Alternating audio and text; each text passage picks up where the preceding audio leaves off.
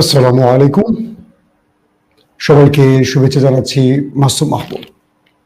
প্রিয় দর্শক, আন্তর্জাতিক বিশ্বের বেশ কিছু গুরুত্বপূর্ণ খবর রয়েছে আজকের লাইভ সেশনে। ভারত এবং পাকিস্তানের মধ্যে যুদ্ধের প্রস্তুতির কথা এতদিন বলেছি। আজ ভারতে বড় রকম আক্রমণের ঘটনা ঘটেছে। এখন পর্যন্ত বহু সেনা হতাহতের তথ্য বিভিন্ন ওপেন সোর্স থেকে আসছে। দ্বিতীয় গুরুত্বপূর্ণ খবর, আমেরিকার ইতিহাসে প্রথম, আবার বলছি, আমেরিকার ইতিহাসে প্রথম মুসলিম মেয়র পেল নিউ ইয়র্ক। তিনি ঘোষণা দিয়েছিলেন তিনি বিজয়ী হলে নেতানিয়াহু নিউ ইয়র্কে পা রাখলে তাকে গ্রেফতার করা হবে। সেই বিষয় বিস্তারিত বলবো। আর থাকছে সবচেয়ে গুরুত্বপূর্ণ ইস্যু, সুদান। কি ঘটছে সুদানে, কোন কোন রাষ্ট্র সেখানে প্রবেশ করছে, নেপথ্য উদ্দেশ্য কি, সুদানকে যুদ্ধের দিকে ঠেলে দিয়ে পশ্চিমা দুনিয়া কি লাভ ঘরে তুলতে চাইছে, পুরো বিষয়গুলো আজকের লাইভ সেশনে আলোচনা করব। আবারও বলে দিচ্ছি, আজকে আমাদের সাথে সংযুক্ত হচ্ছেন তুরস্কের ইস্তানবুল থেকে টিআরটি ওয়ার্ল্ড আন্তর্জাতিক গণমাধ্যম তার সিনিয়র সাংবাদিক ওয়ালিদ বিন সিরাজ। দর্শক, প্রথমে আমি ভারত পাকিস্তান প্রসঙ্গে আপডেট দিয়ে চলে যাব সরাসরি আমাদের যৌথ আলোচনায়। আমি আপনাদেরকে গত দুদিন আগে এবং গতকালকেও আবার লাইভ সেশনে বলেছিলাম, ভারত একটা নতুন অ্যাডভেঞ্চারে যেতে চাচ্ছে। ইতিমধ্যে ভারতের ইতিহাসে সবচেয়ে ব্যয়বহুল মহড়া চালাচ্ছে ভারত, এবং সেনাবাহিনী, নৌবাহিনী, এয়ারফোর্স সম্মিলিত এই নৌ মহড়াটি করছে পাকিস্তানের একদম নাকের ডগায়। সেটা তাদের গুজরাট, তাদের কি বলবো, পাকিস্তানের যে করাচি সেই সমুদ্র বন্দরের কাছে, পাশাপাশি তারা আরো পাকিস্তান ভারতের যে সীমান্ত, সেই সীমান্ত লাগোয়া অঞ্চলগুলোতে। পাকিস্তানের ইন্টেলিজেন্স আইএসআই বলেছিল ভারত ফলস ফ্ল্যাগ অপারেশন করতে পারে, অর্থাৎ নিজেরা কোনো দুর্ঘটনা ঘটিয়ে তারা পাকিস্তানকে দোষারোপ করে আবারও যুদ্ধ শুরু করতে পারে, যেটি পেহেলগাঁওর ঘটনাকে ইঙ্গিত করছে পাকিস্তান। এবং আপনারা পেহেলগাঁওর পুরো ঘটনা ইতিমধ্যে জেনেছেন। তো এই তথ্যটি আমি আপনাদের গত 2-3 দিন ধরে একাধিকবার দিচ্ছি যে ভারত তারা পাকিস্তানের বিরুদ্ধে ফলস ফ্ল্যাগ একটা অপারেশনের প্রস্তুতি নিচ্ছে। সম্প্রতি একটি খবর প্রকাশ হয়েছে, পাকিস্তানের একজন জেলেকে গ্রেপ্তার করেছিল ভারতের ইন্টেলিজেন্স, এবং তাকে আটক রেখে তাকে অফার করা হয় যে তোমাকে অনেক টাকা দেয়া হবে, তুমি আমাদেরকে পাকিস্তানের সেনাবাহিনী অথবা নৌবাহিনী অথবা এয়ারফোর্সের পোশাক এনে দেবে, বেশ কিছু পোশাক এনে দেবে, এবং পাকিস্তানের কিছু কারেন্সি অর্থাৎ রুপি বা টাকা এনে দেবে। তো সেই ব্যক্তি লোভে পড়ে বা তাদের নির্যাতনের ভয়ে বা লোভে পড়ে রাজি হয়, এবং সেই পাকিস্তানি ব্যক্তি শেষ পর্যন্ত ভারতের ইন্টেলিজেন্সের জন্য পাকিস্তানের সেনাবাহিনীর পোশাক এবং পাকিস্তানি কারেন্সি নিয়ে যখন তিনি ভারতের হাতে তুলে দেবেন, ঠিক সেই সময়টি তিনি পাকিস্তানের আইএসআই জালে পড়ে যান এবং তিনি আটক হয়ে যান তাদের হাতে। পরে পুরো বিষয়টি ফ্ল্যাশ হয়ে যায় পাকিস্তানের কাছে। তো ইতিমধ্যে যে তথ্যটি পাওয়া গেছে, যখন এই জেলের নাটকটি সাজাতে গিয়ে ফেসে গেছেন, অর্থাৎ এই জেলেকে দিয়ে এই পোশাকগুলো এবং কারেন্সিগুলো নিয়ে দাদাদের উদ্দেশ্য ছিল এগুলোকে ভারতীয় কাউকে পরিয়ে, সেনাবাহিনী বা এয়ারফোর্স বা নেভির পোশাকগুলো পরিয়ে তারা একটা অপারেশন করাবে ভারতের সেনাবাহিনীর বিরুদ্ধে, এবং সেটি তারা কোনো না কোনোভাবে ভিডিও করবে, করে বলবে পাকিস্তান ভারতের বিরুদ্ধে অপারেশন করেছে, এবার তারা যুদ্ধ শুরু করবে। যেহেতু আইএসআই ধরে ফেলছে সেই ব্যক্তিকে, সেক্ষেত্রে ভারত ব্যর্থ হয়েছে।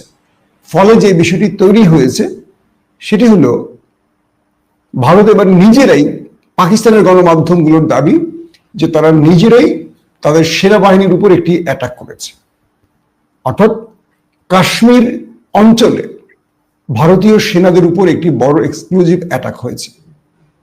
কয়েকটি ওপেন সোর্সগুলো যে আছে, ওপেন সোর্স ইন্টেলিজেন্স আমরা যেটাকে বলি, তারা বলছে 2জন গুরুত্বপূর্ণ সামরিক অফিসার ওপারে চলে গেছে, আর কিছু সোর্স বলছে প্রায় 12 জনের মতো গুরুতর, অর্থাৎ হয় ওপারে গেছে অথবা ওপারে চলে যাবে।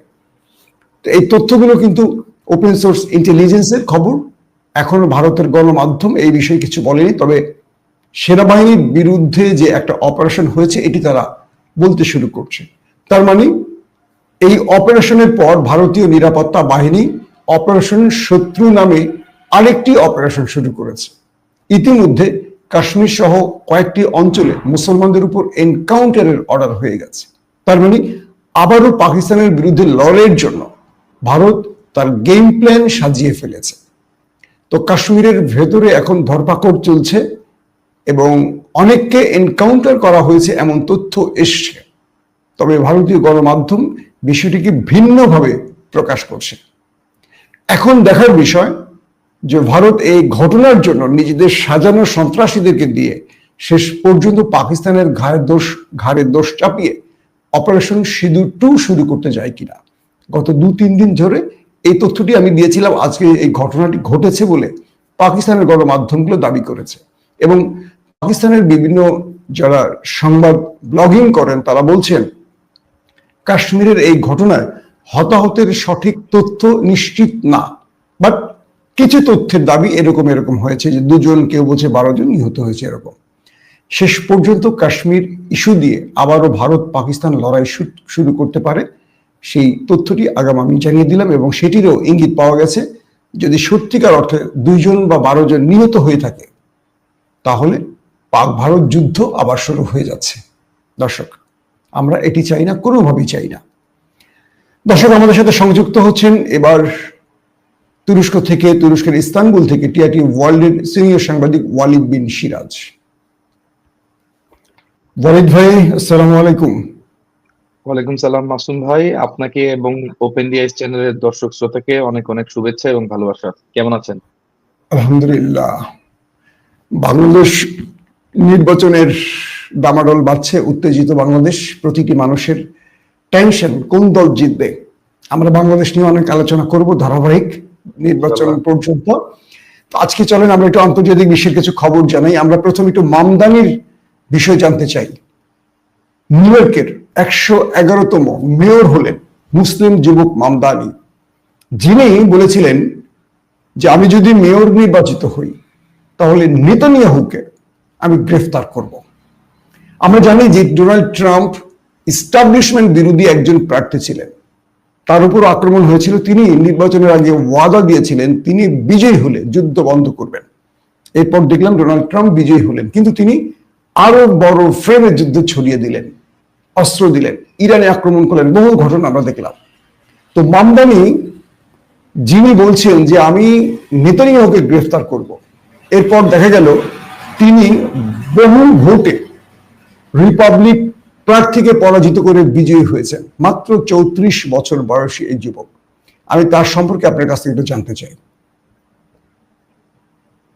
ধন্যবাদ মাসুম ভাই। আসলে দেখুন, মামদানির সাথে ডোনাল্ড ট্রাম্পকে তুলনা করা হচ্ছে। আমি এখানে আসলে দুটা জিনিস আমি একটু বলে রাখতে চাই। সেটি হচ্ছে যে আমি মামদানির জিতাতে নিঃসন্দেহে খুব খুশি হয়েছি দুটি কারণে।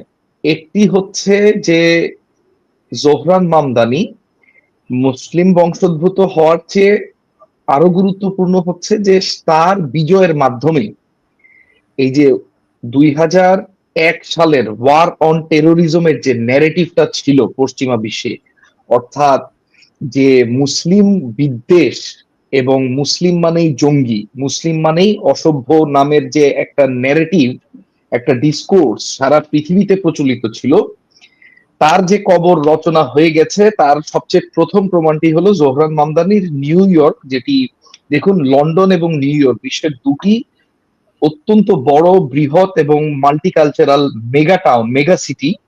এই দুটি সিটির মেয়রই কিন্তু মুসলিম।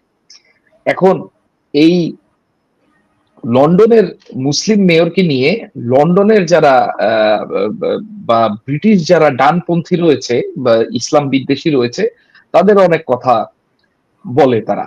এইগুলো মামদানিকেও ফেস করতে হবে। কিন্তু জোহরান মামদানির নিউ ইয়র্কের মতো, যেখান থেকে এই ন্যারেটিভটা, অর্থাৎ যে নিউ ইয়র্ক টাইম বলেন কিংবা আপনার যে যে যত বড় বড় সংবাদ মাধ্যমগুলা বলেন, রয়টার্স, এদের বেশিরভাগই হেডকোয়ার্টার গুলো হচ্ছে নিউ ইয়র্ক শহরে এবং লন্ডনে। এখন এই দুটি শহরই দুটি মুসলিম মেয়র চালাবেন। এর মাধ্যমে বোঝা যাচ্ছে যে সেই যে ওয়ার অন টেরোরিজম অথবা ব্র্যাকেটে মুসলিম বিদ্বেষী যুদ্ধসমূহ, এই ন্যারেটিভটা বিশ্ব মানবরা খাচ্ছে না, অন্তত নিউ ইয়র্ক এবং লন্ডনের মানুষরা খাচ্ছে না, এটা তার প্রমাণ।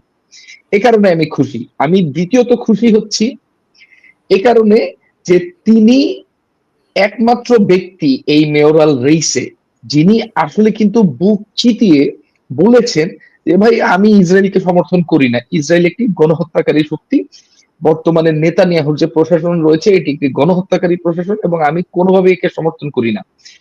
অন্যান্যরা কিভাবে ইসরায়েলের পা চাটবে, দুঃখিত, আপনি সেই ডিবেটটি যদি দেখে থাকেন যে কোমো কিংবা যে অন্যান্য যারা তার প্রতিযোগী ছিল তারা তার সাথে যে বিতর্ক অনুষ্ঠান হয় সেই অনুষ্ঠানে কে কয়বার ইসরায়েলে যাবে, কে কয়বার ওই কিভাবে সেখানে যে পূজা পাঠ পূজা অর্চনা করবে, কিভাবে ইসরায়েলকে খুশি করবে, ইত্যাদি ইত্যাদি।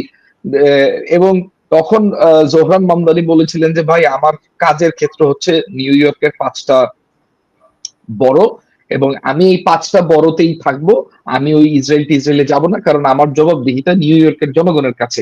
এবং এটি কিন্তু ট্রাম্পপন্থী অনেক সাংবাদিকরা এই কথাটির ভূয়সী প্রশংসা করেছিলেন, যেমন জো রোগান এটির ভূয়সী প্রশংসা করেছিলেন। তারপর ক্যাডেন্স লরেন্স ভদ্রমহিলা, তিনি একজন ধার্মিক খ্রিস্টান এবং ডানপন্থী আমেরিকান এবং রাষ্ট্রপতি ট্রাম্পের একজন অত্যন্ত ঘনিষ্ঠ সমর্থক, তিনিও জোহরান মামদানির প্রশংসা করেছিলেন।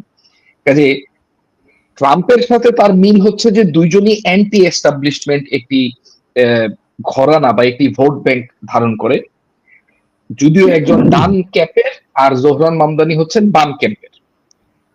কিন্তু এই দুইজনই কিন্তু আমেরিকার যে এই প্রচলিত রাজনীতি, যেটি আসলে জর্জ বুশ, বাবা বুশের কথা বলছি, প্রথম গালফ ওয়ার তিনি শুরু করার মাধ্যমে যে ন্যারেটিভ গুলো সৃষ্টি করেছিলেন এবং পরবর্তীতে তার পুত্র ওয়ার অন টেরোরিজমের মাধ্যমে বিশ্বে যে একটি ইসলাম বিদ্বেষ বা মুসলিম বিরোধী একটি কর্মকাণ্ড পরিচালনা করছিল, তা বন্ধ হয়ে গিয়েছে, তা আর টিকবে না, এগুলো ধোপে টিকবে না। এবং এর সবচেয়ে বড় ক্ষতি হয়ে যাবে এই ন্যারেটিভটির বা এই ডিসকোর্সটির, যেই রাষ্ট্রটি সবচেয়ে বড় ক্ষতির সম্মুখীন হবে এর জন্য, সেটি কিন্তু মার্কিন যুক্তরাষ্ট্র কিংবা যুক্তরাজ্য নয়, সেটি হচ্ছে আমাদের প্রতিবেশী দেশ ভারত। মাসুদ ভাই, এখন যে বিষয়টি হলো যে আপনি যেটা বললেন নিউ ইয়র্কের এবং আমেরিকার, একজন লন্ডনের সাদিক খান, তিনি একাধিকবার নির্বাচিত হয়েছেন, একজন আমেরিকার নিউ ইয়র্কের। সাদিক খান পাকিস্তানের নাগরিক ছিলেন, আর জোহরান মামদানি তিনি ভারতীয়, বাবা উগান্ডার, উগান্ডার, তারা পরবর্তী উগান্ডা থেকে আমেরিকায় গেছে। জি, ডোনাল্ড ট্রাম্প যে বলেছেন যে কোনোভাবেই তাকে বিজয়ী হতে দেয়া যাবে না, এবং তিনি বলছেন যদি তিনি বিজয়ী হন কোনো বাজেট নিউ ইয়র্কে দেওয়া হবে না মামদানির জন্য। একজন প্রেসিডেন্ট বলছেন। একটা বিষয় খেয়াল করছেন, একজন প্রেসিডেন্ট সর্বোচ্চ শক্তি নিয়োগ করেও মামদানিকে হারাতে পারেনি। আমেরিকা প্রমাণ করেছে আইনের শাসন কাকে বলে বা একটা ফ্রি ফেয়ার ইলেকশন কাকে বলে। বাংলাদেশে কেউ ক্ষমতায় আছে আর সেই ক্ষমতায় কোনো দল, আওয়ামী লীগ বা বিএনপি ক্ষমতায় থাকা অবস্থায় অন্য দল জিতবে, এটা কল্পনা করা যায় না। কিন্তু ডোনাল্ড ট্রাম্পের মতো ব্যক্তি পুরো পৃথিবী তিনি তার আঙুলের ইশারায় ঘোরান। তিনি একজন মুসলিম 34 বছর বয়সী যুবকের কাছে পরাজিত হয়ে গেছেন। এবং আজকে মামদানি যে ঘোষণাটি দিয়েছেন, মিস্টার ট্রাম্প আওয়াজ বাড়ান, জোরে আওয়াজ করেন। মানে ট্রাম্প যখন তাকে হুমকি দিচ্ছে, তিনি পাল্টা হুমকি দিচ্ছেন। মানে এই যে ব্যাপারগুলো, এটা নিয়ে একটু আমাকে বলেন যে আমেরিকার মামদানিকে যারা ভোট দিয়েছে তারা আসলে কারা, কেন ভোট দিয়েছে, কি প্রত্যাশা দিয়েছে? এটা কি ইসরায়েলের বিরুদ্ধে একটি চ্যালেঞ্জ হিসেবে আমেরিকানরা নিয়েছে, বা তার ইসরায়েল বিরোধী বক্তব্যের জন্য তিনি বিজয় পেয়েছেন? দেখুন, তিনি বিজয় পেয়েছেন, প্রথম কথা হচ্ছে তিনি কিন্তু আইডেন্টিটি পলিটিক্স করেন না। তিনি বিজয়ী হয়েছেন মূলত তিনি নিউ ইয়র্ক শহরের যে সমস্যাগুলো রয়েছে সেগুলোকে তিনি অ্যাড্রেস করেছেন। অর্থাৎ ধরুন নিউ ইয়র্কে বাসা ভাড়া উচ্চ মাত্রা এবং মানুষ এ কারণে বাসায় না থেকে মেট্রো স্টেশনে, রেলওয়ে স্টেশনে এই ধরনের স্থানগুলোতে থাকছে বিশাল সংখ্যক মানুষ, অথচ এই নিউ ইয়র্ক পৃথিবীর সবচেয়ে ধনীতম একটি শহর। তো তিনি এই সমস্যাগুলোকে তিনি হাইলাইট করেছেন, সামনে নিয়ে এসেছেন এবং বলেছেন তিনি সমস্যাগুলোর সমাধান করবেন। তিনি সহজলভ্য চিকিৎসা, সহজলভ্য বাসস্থান, চাকরির নিশ্চয়তা এবং খাদ্য নিরাপত্তা এই বিষয়গুলো নিয়ে তিনি সামনে চলে এসেছেন নিউ ইয়র্কবাসীর কাছে। এবং নিউ ইয়র্কবাসীর যে প্রকৃত সমস্যাগুলো, যেমন ধরেন নিউ ইয়র্ক তো একটি এখন কর্পোরেট শহর। দেখুন এই মামদানিকে হারানোর জন্য শুধু রাষ্ট্রপতি ট্রাম্প নয়, নিউ ইয়র্ক শহরের 24 জন বিলিয়নিয়ার, এদের মধ্যে কিন্তু এই ফেসবুকের মার্ক জুকারবার্গও রয়েছে। তারা বিনিয়োগ করেছেন কিন্তু তার সাথে পেরে উঠতে পারেনি, কারণ হচ্ছে সাধারণ জনগণ। আপনি যে কথাটি বলছিলেন যে রাষ্ট্রপতি ট্রাম্প সর্বোচ্চ শক্তি দিয়ে চেষ্টা করবেন তাকে ক্ষমতা থেকে সরানোর জন্য, বা তাকে তার যে দায়িত্ব তিনি গ্রহণ করবেন 1 জানুয়ারি 2026 থেকে নিউ ইয়র্কের মেয়র হিসেবে, সেই দায়িত্ব তাকে পালন করতে দেবেন না। এটির জন্য তার প্রস্তুতি হচ্ছে তিনি নিউ ইয়র্কের যিনি অ্যাটর্নি জেনারেল, অর্থাৎ নিউ ইয়র্কের যিনি জুডিশিয়ারির প্রধান রয়েছেন, তার কাছে তিনি সামরিক অভ্যুত্থান করা হয়, যে অভ্যুত্থানটি সংযুক্ত আরব আমিরাতের একজন বিশিষ্ট ব্যক্তি, তিনি আসলে ফিলিস্তিনি নাগরিক কিন্তু তিনি কাজ করেন দখলদার দেশটির জন্য, তার নাম হচ্ছে মোহাম্মদ দাহলান। তার একটি চক্রান্তের কারণে ওমর বশির গণতান্ত্রিকভাবে নির্বাচিত একজন সরকার প্রধান, যিনি মোটামুটি দেশটা ভালো চালাচ্ছিলেন, উন্নতির পথে নিয়ে যাচ্ছিলেন, তাকে ক্ষমতাচ্যুত করলো এবং ক্ষমতা হাতে নিল এই যে বর্তমানে যিনি সামরিক বাহিনীর প্রধান রয়েছেন, তিনি আব্দুল ফাত্তাহ আল বুরহান। তো আব্দুল ফাত্তাহ আল বুরহান ক্ষমতায় নেওয়ার পরে সবার আগে চোখ রাঙানি দিল তুরস্ককে। কেন? তার পিছনে তখন সংযুক্ত আরব আমিরাত ছিল।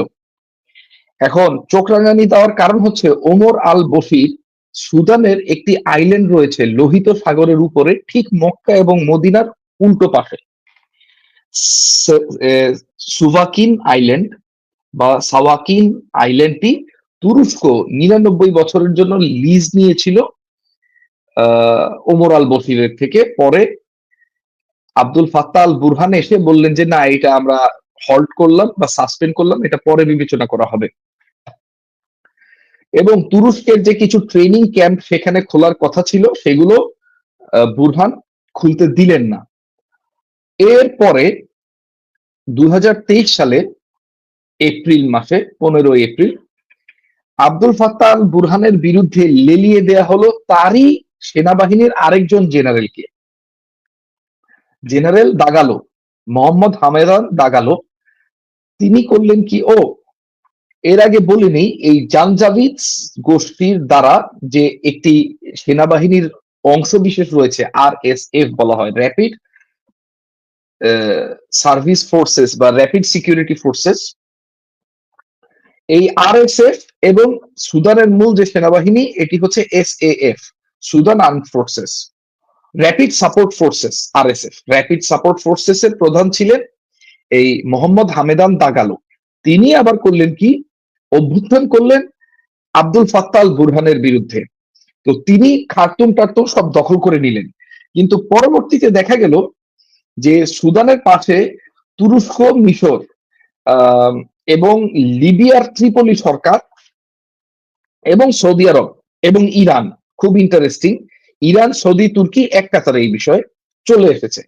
আসার পরে এই আব্দুল ফাত্তাহ আল বুরহানকে তাদের সাপোর্ট দেওয়া হলো এবং তিনি করলেন কি, এই RSF কে পিছনে ঠেলে ঠেলে একেবারে সুদানের দক্ষিণে, সুদানের 3টি মূল প্রদেশ রয়েছে, একটি হচ্ছে আপনার দারফুর একদম পূর্বে, এই দারফুরের একটি শহর, সবচেয়ে বড় শহরটি হচ্ছে আল ফাশির। এরপরে পরের প্রভিন্স বা প্রদেশটি হচ্ছে খর্দোফান। এই খর্দোফানের সবচেয়ে বড় শহর হচ্ছে